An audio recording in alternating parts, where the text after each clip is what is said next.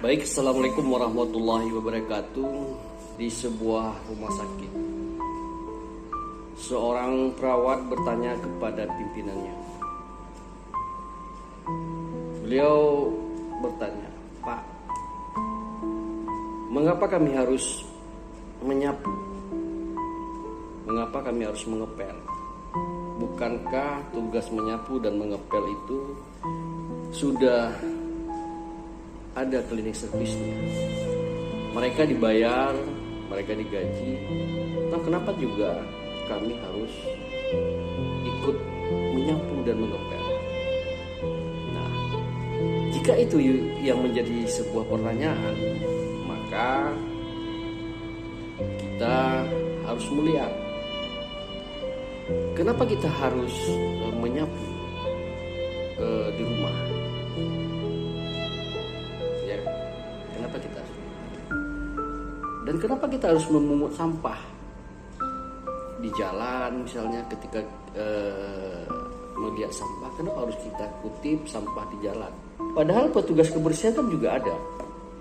Nah, di sini dapat kita ambil sebuah hikmah bahwa seseorang yang mampu mengambil sebiji sampah yang berada di sekitarnya, berarti orang tersebut adalah orang yang betul-betul bisa dan mampu dititipkan sebuah amanah tanpa melihat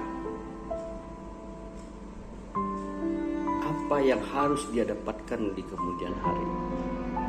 Jadi ini adalah sebuah tanggung jawab moral sebenarnya.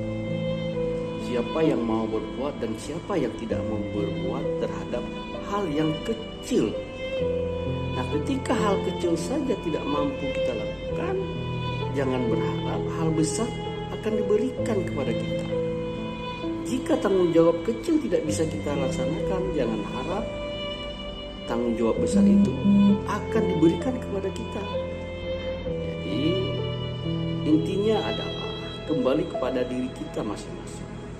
Ketika kita menilai sesuatu itu dari perspektif yang sempit, maka hidup kita akan sempit. Nah, marilah kita membiasakan hal-hal yang kecil menjadi besar dan bermanfaat. Bukan hal kecil diperbesar-besarkan menjadi mudarat dan menjadi sebuah bumerang bagi kita semua dan bagi